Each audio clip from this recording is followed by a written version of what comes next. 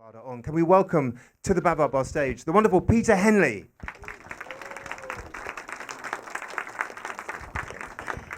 Thank you, Tim, and good evening, everybody. Thanks very much indeed for telling us all about those wonderful talks that precede us. That's, I'm sure, for Serena and Matt, has made us feel very comfortable for the evening. So here we go. I don't believe in God, but I miss him. And I start my talk this evening with not one, but two spoiler alerts. And the first one is that if you were expecting me to talk about God or whether God is a male or a female or about religious matters, I'm sorry, you're in the wrong room because it's got nothing to do with that. Well, a little bit to do with that. Because actually, this is a quote and it's been taken from a book by Julian Barnes. And he opens the book with it. I don't believe in God, but I'll miss him. And the book is a meditation on mortality and the fear of death. And I thought, well, maybe not. I shouldn't talk about that. It's not a very cheerful topic to go forward. Actually, because that comment was actually used to paraphrase by an American academic talking about a school of painting in China called the Literati. And he didn't believe that they actually existed, actually. So, but I like the quote, and I thought it was very good for my talk, which is actually going to be about Asian art.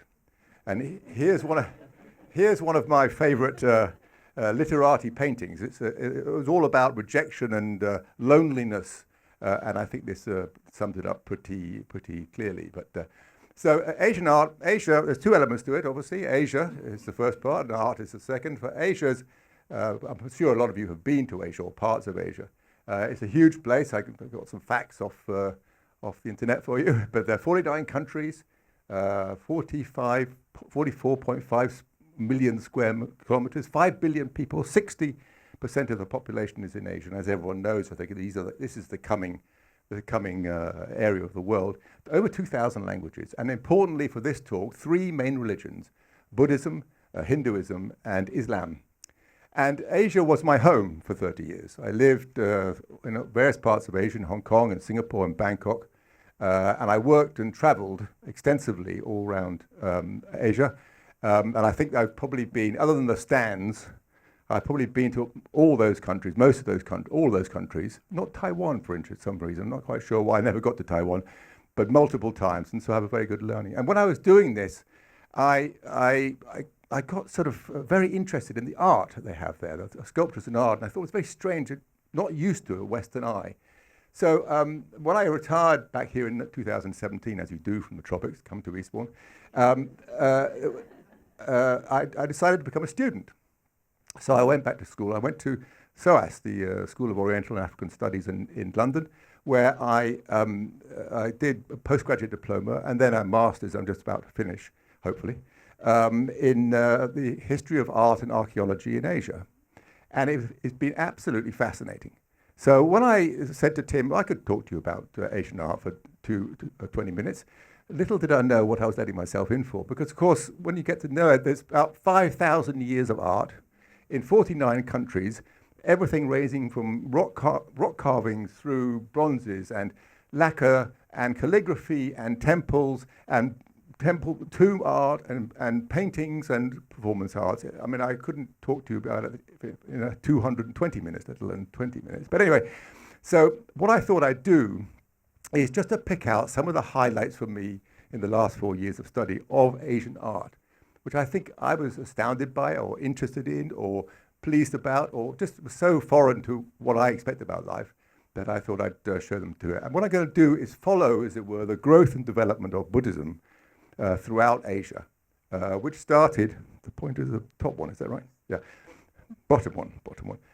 Started in this part of the world here in India, North India, actually a bit of Pakistan, in present-day Pakistan, and even in some Afghanistan, with the birth of the Buddha in 500 BC.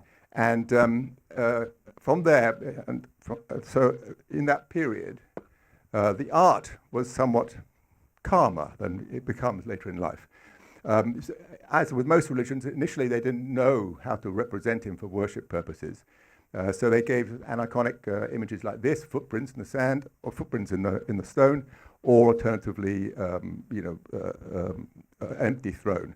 But eventually, this is the sort of standard look of Buddha. It's a sort of It's a very calm, quiet religion, and reflected in the way that the Buddha is positioned. But travels then go up into Tibet, you can see, and through the Silk Road, through Afghanistan and Central Asia, into northern China. And in that journey, it starts to become much different. The Buddha becomes a very different person. And there are now 5 Buddhas, because this is Tantric Buddhism. Now, Tantra is one of the most misunderstood concepts in the Western world.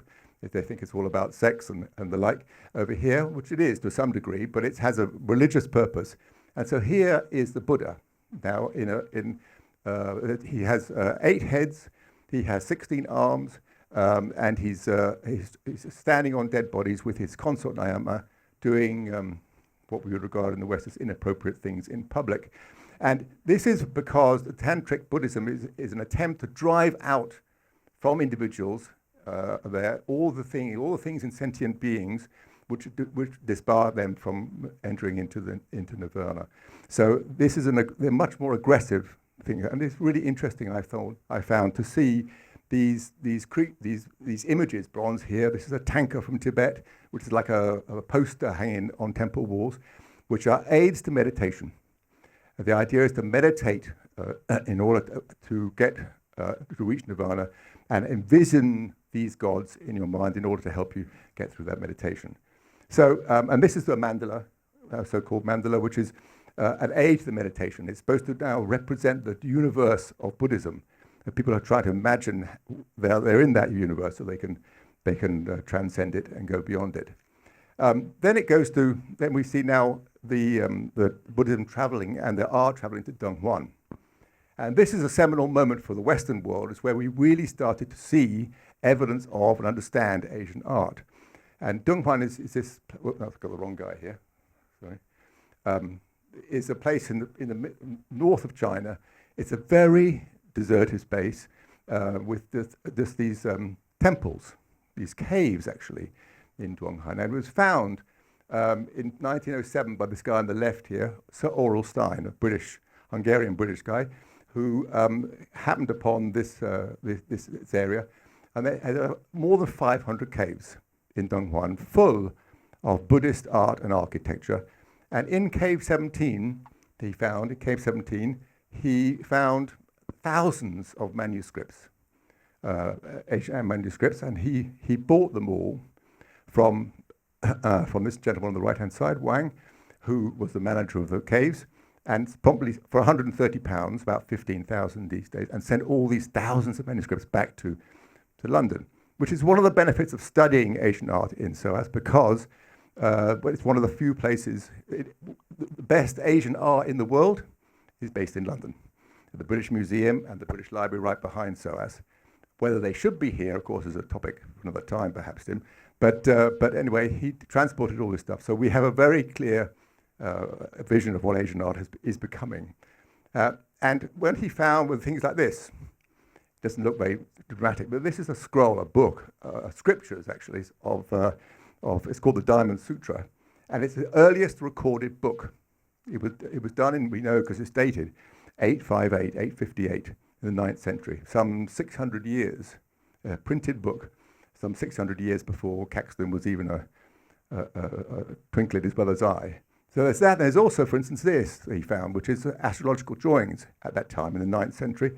And they are of the skies at night, obviously, and they were to determine what sort of appropriate heavenly days. And the astonishing thing about these is that they have been examined by modern astrologists, and they're completely accurate. So if they look at it with telescopes, they can see they're completely accurate from the 9th century. And here, an example of the caves. You can see how the Buddha's changing now. You probably can't see it very well, but he is changing. But these wonderful painted caves all have been created in the 6th century in this case. But we move on. We're not allowed to spend any more time on this. Move on from there. But it was really the Buddha is changing, and the way he's worshipped is changing. And the terminus of the Silk Road, which we're on the northern Silk Road here, is a place called Chang'an, which in the 9th or 10th century was a city with a population of about 1.2 million people back in the days. and it's presently known as Xi'an. And I'm sure all of you, or many of you, will know what this is. This is the Terracotta Army. And it's the first evidence that we saw of tomb art. It was built for Emperor Qin, the first major emperor of China. And in those days, when you died, the elite died, the emperors died, they were put into graves with all their retinue. So when the emperor died, the servants, his army, and also were put in the grave with him, alive or dead, and they were covered over, and that was it. Now, he was the first guy to actually create these terracotta figures. And they reckon there are about 8,000 of them buried in his tomb there. It was discovered in 1974. They found about 2,000 of them and 130 horses. And the work still continues to find the rest of them. It is the most astonishing sight. And I commend highly that if you ever go to China and you get anywhere near Xi'an, go and see it. It really is an eye-popping experience.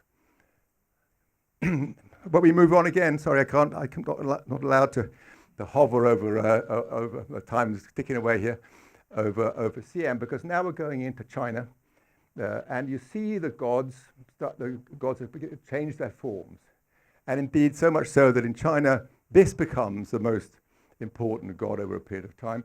But it's not actually even one of the original deities. It's one a subordinate deity called Bodhisattva Avalokiteshvara. And this is, in a very Chinese way, they decided this is the person to get to know and to worship and to work with. Because a Bodhisattva is a person, is a deity who eases your path into nirvana. Even if you've been a very bad boy, don't worry, speak to the Bodhisattva and she will sort it out for you. So Chinese decided that she is the person that we should do. And you know she is now a she. And she's worshipped to this day as a mother figure. And young couples will always go to the temple to pray to her to ensure that they have a full family in their future endeavors. So it's really changing the look of it, and it's interesting to see, and very different from art that God should look like. Now, what I should be doing now is to go a bit further into China and talk about the art in the Tang period, in the Mongol period, which is a very interesting topic in themselves. And that's a period of 700 years. But unfortunately, Tim wouldn't allow me the time to do that, so I have to move on. Before we leave China, and also the art in the Tang and the Mongol period is more recognizable. It's more about portraits. It's more about nature and birds, and would have certain messages in China, which is not appropriate here, not to talk about here. So therefore it wasn't so shocking, but it was very interesting. It's very good painting indeed, in fact. But before we leave China, and indeed the Mongols, I just wanted to go next to this place with no name in the middle of it, and it's called Jingdezhen. It's in the south and it's the birthplace of ceramics. And who would have thought, when my mother said to me as a child or a young man, Peter, please go and get the china ready for dinner, for lunch or whatever it is. Well, actually what happened is I spoke to my younger brother Ian, who's here, and said, Ian, Mum says, can you please go get the... And it seemed like the most boring item you could ever want. Tableware, really? But this is, it's astounded me. It's a very, very interesting, how it's made, how it's glazed, how it's painted. It's a very interesting topic. And the Chinese created it and invented it, and are still the leading providers of ceramics and porcelain throughout the world. And they inspired, as it were, the pottery industries in Holland and Middle East, and of course here in England as well. And here again is a great advantage of being at SOAS and for you guys as well. These pictures, it cannot do any justice to the beauty of these things. And if you go to the British Museum, the acknowledged best and most impressive collection of Chinese porcelain is in the British Museum. 1,000 and something pieces on the 4th floor. So you actually go in the back, top tip. If you ever go to the British Museum, go in the back door at Montague Place. There's never any queues. And you go up to the 4th floor, no crowds there either. And it's a most beautiful room full of these amazing ceramics that you should go and take a look at. So it's really a very interesting experience. And it's not so much about the beauty as well, it's also very interesting about how it's become a collector's item internationally. And I show this little thing here on the left-hand side to you. is a copy in this collection at the top of the British Museum, which is something called the Percival David Collection, an Englishman who collected all these things through the 20th century. And it's called a chicken cup, even though there's a rooster on it, but it's called a chicken cup. And I put the second picture in on the right-hand side from the South China Morning Post, just to show, for two reasons. One is to show the size of it. It's a very small item like this. They literally use it for drinking tea, these things are called the teacups. And you can see from the size of his fingers, the size of this thing is very, very small indeed. And this particular item, chicken cup, was sold in 2014 in Hong Kong in an auction, and it went for the very tidy sum of $35 million. So, it became a much more interesting topic for me when I heard that news. So, but we move on. Time moves on. How are we doing, Tim? Okay. Move on. So now the Buddhist trail comes down into Vietnam and Cambodia, and from both now China, and also the Maritime Silk Road, which comes down. I'll go back if I could. You see, the Maritime Silk Road comes down through India and Sri Lanka and comes over to Cambodia that way as well. So the Maritime Road actually, which goes down through the Malacca Strait, through Singapore and up on the right-hand side, is as important, if not more so, than the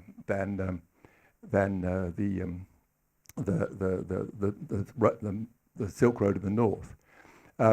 So Cambodia is really a mishmash of Chinese-influenced religions, and also from the south is Hinduism as well. So it's a mishmash of Hinduism and Buddhism. And so we come down and we see how now the Buddha has changed considerably. The one on the left-hand side is a Cambodian Buddha. It's got a softer feature. It's got to get a bit more male again, but still the female god is prevalent. Very popular in Sri Lanka, and now even to this day is one of the principal deities in Vietnam, and she is an emanation. She's called Mishra. She's an emanation of the Buddha, and as you see, definitely female rather than male. And then here on the middle, we have another one of our in Vietnam, that is, in Thailand, that is. It's Avalokiteshvara, and it's got 32 arms now. So it's really becoming a completely different creature from the first Buddha we saw way back in the wake of this millennium. But of course, you can't go to Cambodia without looking at one of the most impressive Buddhist art architecture that you could possibly see. And actually, it's not Buddhist. It's, of course, it's Angkor Wat for those on the left who don't know.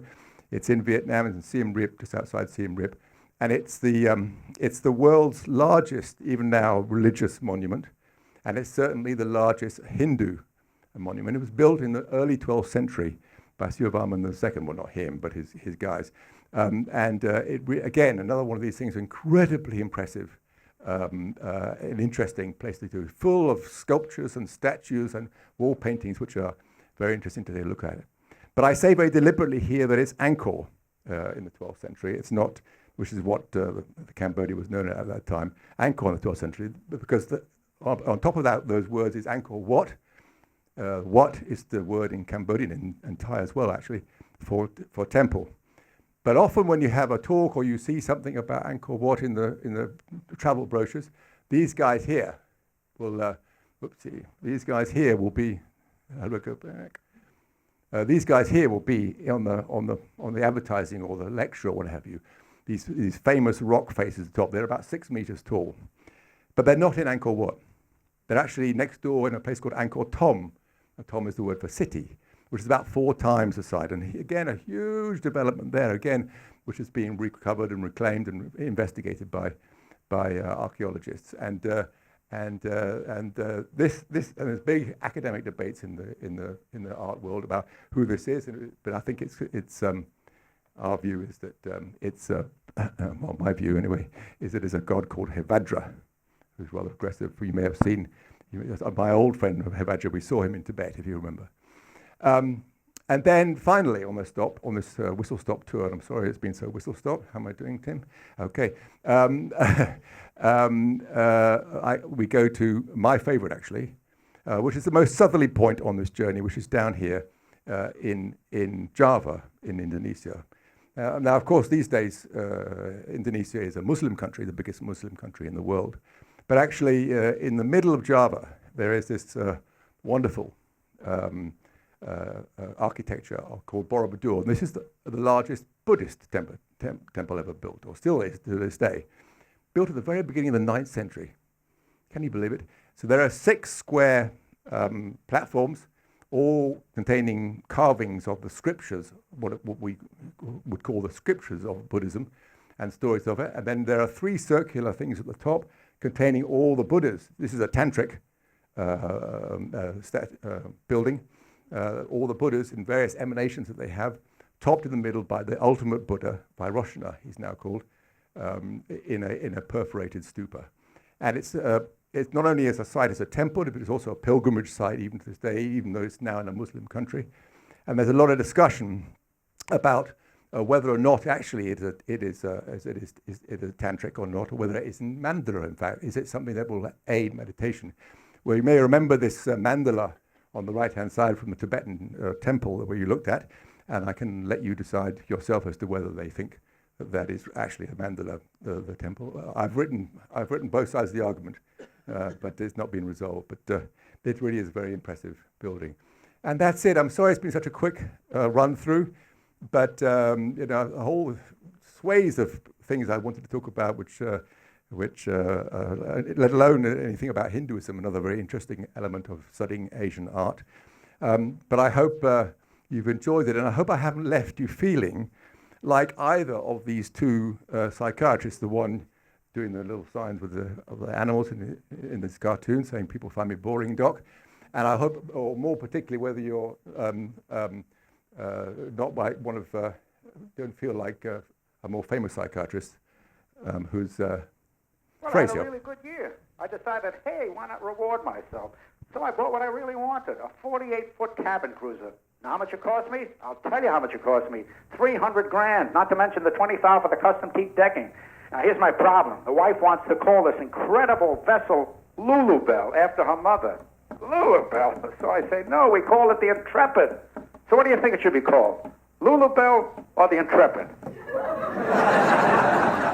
Roger, at Cornell University, they have an incredible piece of scientific equipment known as the tunneling electron microscope. Now, this microscope is so powerful that by firing electrons, you can actually see images of the atom, the infinitesimally minute building block of our universe. Roger, if I were using that microscope right now, I still wouldn't be able to locate my interest in your problem.